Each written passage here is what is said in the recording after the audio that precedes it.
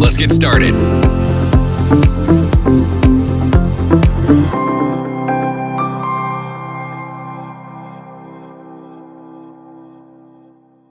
Hello and welcome to the Ernest Gikuma Show, where we explore life success principles using some of the best personal development books and programs around the world.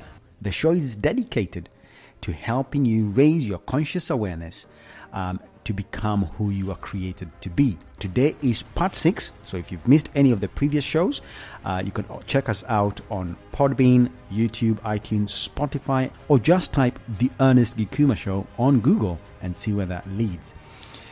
Part 6, I'll be talking about stepping out and into your goal. But before we get into today's material, you know I have a quote of the day for you on a weekly basis. And the quote of the day today is from one of the greatest men who have walked the earth. His name, Nelson Mandela. And he said, "The greatest glory in living lies not in never failing, but raising every time we fail. As we let our light shine, we unconsciously give others permission to do the same." I'm going to read that one more time. The greatest glory in living lies not in never failing, but in raising every time we fail. As we let our light shine, we unconsciously give other people permission to do the same. So, series number 6, I've called it Stepping Out of the Past into Your Goal. One of the biggest mistakes anyone can do is to assume that, I heard that one, so I can just skip right to today's information. Now, it's important you stay focused. It's important you take step by step. A child never runs before it can walk. In fact, it cannot even stand up before it can crawl. So let's then start working towards the true manifestation of your desired good. And we're going to start off with thoughts. Now remember, we are working on attitude, we are working on your internal faculties, and naturally thoughts come to you. Can you guess how many thoughts run through your mind on a daily basis? Wild guess. Now, if your guess is less than 20,000, you're wrong. In fact, you experience between 18,000 and 50,000 thoughts a day. That's just the average person. 18,000 to 50,000 thoughts a day. Now, some of us may be on both sides of the spectrum, but that's fascinating. Now, depending on your default setting, your personality or temperament, some of these thoughts will directly enter into your unconscious mind without any resistance or evaluation. That is, they will bypass your gatekeeper or your conscious mind without your knowledge. And that's where you hear people say they were hypnotized. So if you're walking in a state of hypnosis, you are repeating trivia or you're repeating something that you've done over and over and over again. And if you drive, you know what I'm talking about. So how do you protect your mind against the assault of tens of thousands of thoughts within a day? Right? You do exactly what we are doing here. You listen to someone or speak to someone. You listen to someone or you speak to or with someone, or you speak to yourself. Now, self-talk is a psychological thing that happens to all of us. The most important question you want to ask yourself is, what am I saying about me? What am I thinking about me? There's a man that I took a training with. His name is John Kehoe. And he said one of the exercises we had to do is stop and think where you are. What are you feeling? What are you doing? What are you thinking? And it's important to keep checking, okay? Because you cannot monitor the 50,000 thoughts all the time. It's tedious. It's very hard work. But it's important every so often, if you can, time yourself, every so often stop and check where you are. One of my favorite scriptures that clarifies this idea is 2 Corinthians chapter 10, verse 3 to 5. 2 Corinthians chapter 10, verse 3 to 5. And he says, "For though we walk in the flesh, we do not war according to the flesh." Okay, so even though you're walking in the physical realm, the battle is not in the physical realm. Verse 4, "For the weapons of our warfare are not carnal." Carnal means biological in nature. but they are mighty in God for the pulling down of strongholds. The pulling down of strongholds. So if they are not carnally in nature, what are they? They are spiritual in nature. They are etherical in nature. They come through thought form. Verse 5. Casting down arguments, the thoughts that are coming racing through you, and every high thing that exalts itself against the knowledge of God, or that which is good, bringing every thought into captivity to the obedience of Christ. Bringing every thought into captivity. How? By speaking the word. So you can see here, Apostle Paul is giving us the keys or the insight into the kind of battle that we are in. It is in the mind. The battle is between the two ears that you have. And how do you win it?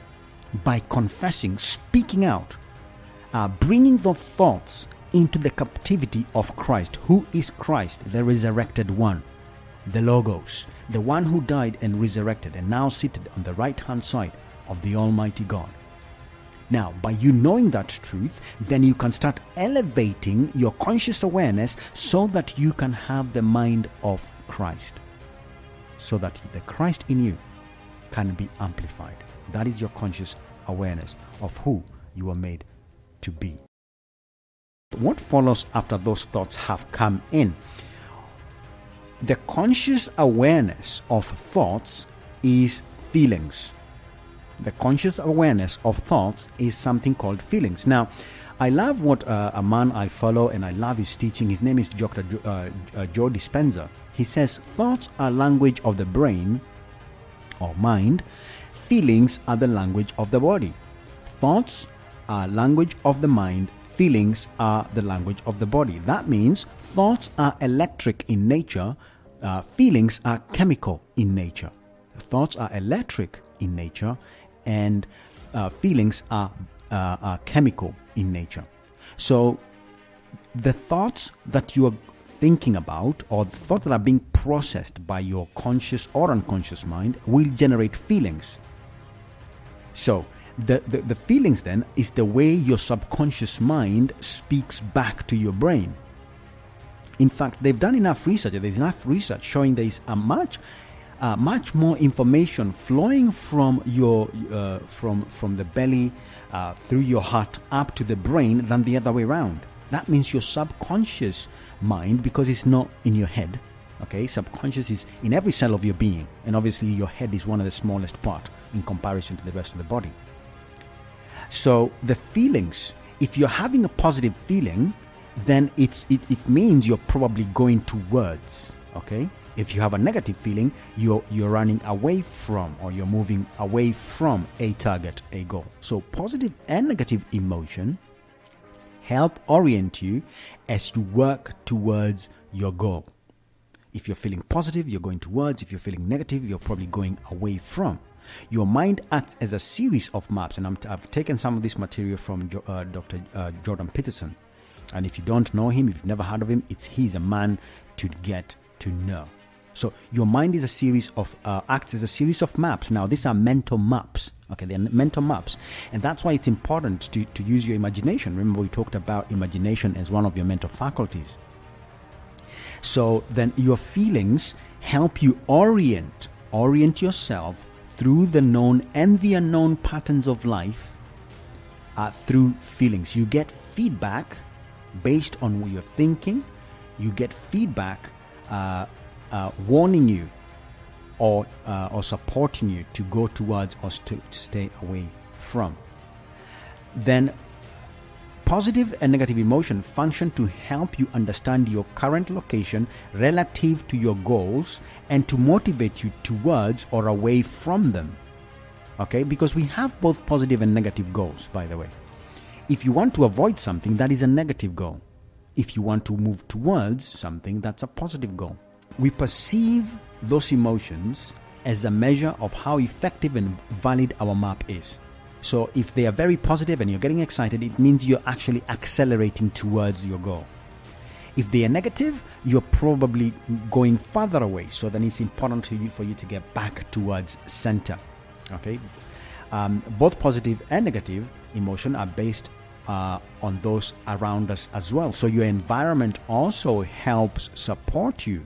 So you can see that you are made to succeed. You are created to succeed. You are made in the likeness and the image of God. Nature does not fail.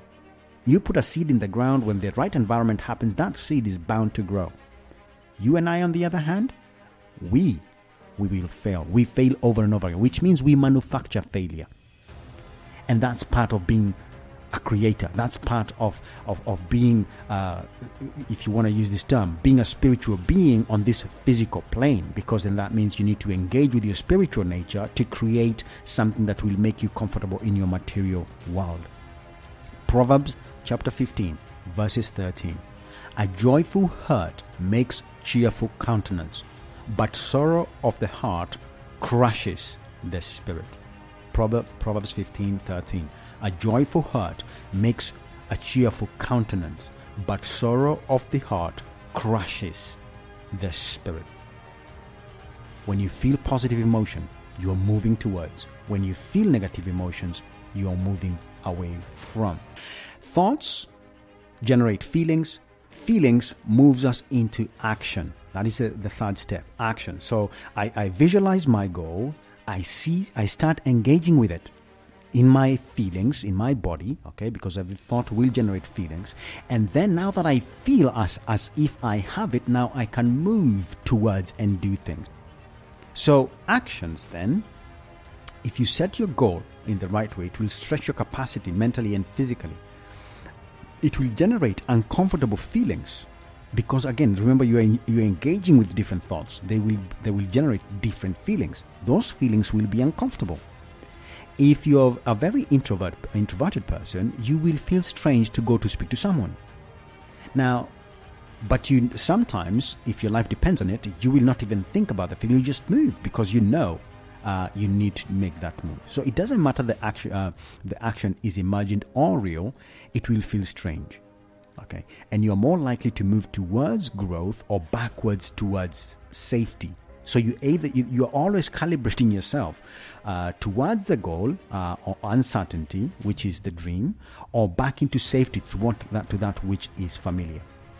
Now, in order to take consistent action towards growth, you can start taking the journey mentally over and over again, recording those feelings within your body. So now your chemical body is not feeling strange. As long as it doesn't feel strange, you are more likely to repeat it over and over again. It's like, going to class the first day, you feel strange, looking at all these new strangers. And then you come back the next day. And then by day 3, it's like you don't even notice them. Okay, you don't even think how they are thinking, what they're wearing. But so depending on your personality, you move from thought to feelings to action pretty quickly. But some of us are also very slow in the processes because we are extra careful. The scripture that helps me understand or appreciate this deeper is Mark 11:24. Jesus says, "Therefore I tell you, whatever you ask in prayer," okay, prayer is etherical, "believe that you have received it." Believe that you have received it. How do you feel when you've received something? You feel grateful. Okay? When you believe, you feel grateful. That's your body now getting into that foreign vibration and accepting and feeling grateful. And it will be yours because it has to manifest in the natural realm. If whatever you ask in prayer, believe that you have it. That means when you believe you have it, the only natural response when you believe that you have something is being grateful, is gratitude. And gratitude then brings you into a similar vibration to that which you have seen or asked for in the spiritual realm. Now it's time to explore results. Because for every action, there is a corresponding reaction. For every action, there is a corresponding reaction, and that reaction is the result. So when you put out energy comes back to you, and you have a result. If I say hello to you, you are more likely to say something back, and that's a result I have gotten. If I smile at you, you have two ways of responding. You may look at me and think, what's wrong with him, and not smile back, or look at me and respond and smile back at me. That is a result. So how then do you judge How do you judge your results? This is a critical part. If you have your goal in mind and you're working towards your goal, you will get results. Don't get stuck with the results. Don't get stuck on the results. Don't take the results to mean as if you have failed. Remember, we've talked about feelings. The results you observe will generate two sets of feelings, either positive, telling you you're going towards, or negative, away from. But you also have the capacity to analyze them objectively. Okay, so don't get too deep into, oh, this is the results I got. For example, if you've ever been in sales, this makes so much sense because I was there. I did not start knowing how to sell, and I was rejected time and time and time again. In those days when I was being rejected, I felt as though the people are rejecting me. I didn't realize I was actually succeeding. How was I succeeding? The rejection is just a result. That's all it is. It's a result. It has nothing to do with my goal. All he has told me is take the step again and again and again. Now, as you keep taking the steps forward, maybe getting positive or negative results, whichever, those are just results, okay? They are neither positive nor negative. They're just results. It's vitally important you do not engage too much with the results, especially if they are not they're not congruent with your goal. So if someone tells me, no, that's not congruent with my goal, good. And the next one, no, that's not congruent with my goal either. So I keep going, and so you can see I'm making my way towards the goal, which means I can actually positively engage with rejection as much as I am engaging with being accepted. Right. So don't give up on your vision just because someone told you no. Right? I remember when I approached my wife the first time, after many days of fantasizing, she told me maybe I will talk to you in the next life. And I thought, okay, that's interesting. So I took that and I turned it into a game, and I thought, next life, right? Guess what? My next life is the next minute. And it was. And I went back again. And today she's my wife. Well, sometimes she still plays hard to get. But there you go. I did not let the result that I got in the first instance deter me from getting what I thought I wanted, what I desired. It is important to realize that the higher the quality of your goal, the higher the test. If you want to go to Mars, like Elon Musk, it's going to cost you billions of dollars. It's going to cost you probably a marriage or two or three. It's going to cost you a lot of relationship. If you're not careful, it's even going to cost you your life. So depending on the level of goal you set, you are going to be tested. Okay, but it is important also, more importantly, to realize that there are laws, because as long as you do not give up, you will get what it is you want. Now, as you pursue your goal, it will appear as though you are losing time, losing money, even losing your face. But that's just the process. That's how it's supposed to be. Remember the quote of the day today from Nelson Mandela? The greatest glory in living lies not in never failing, but raising up every time you fail. As you let your light shine, you unconsciously give other people the right also to shine. So don't let your results get you down. Okay? Don't let your results get you down. In fact, you go to the next step. You calibrate. You compare the result to your goal. Is it good moving you towards your goal? If no, well, take another step. What can you change? What can you do better? Because if you don't get the negative feedback, if you don't get the feedback that we may call negative, how are you supposed to improve? Okay, how are you supposed to improve? And in summary, we have said that we experience over approximately, or on average, 30,000 thoughts a day. Your feelings are a way of telling you where you are in this moment in time. Don't let them bog you down, but rather reflect based on the goal and then take the next step. If your results do not match your expectation, realize that you're only a few more steps away from that which you desire. Let me leave you with this thought. Philippians 4:8. Finally, brothers and sisters, whatever is true, whatever is noble, whatever is right, whatever is pure, whatever is lovely, whatever is admirable, if anything is excellent or praiseworthy, think about such things. Until next week, God bless you and have a wonderful week. Thank you so much for checking out my channel. I urge you to subscribe. All the best, and please remember to share, like it, and comment. Thank you.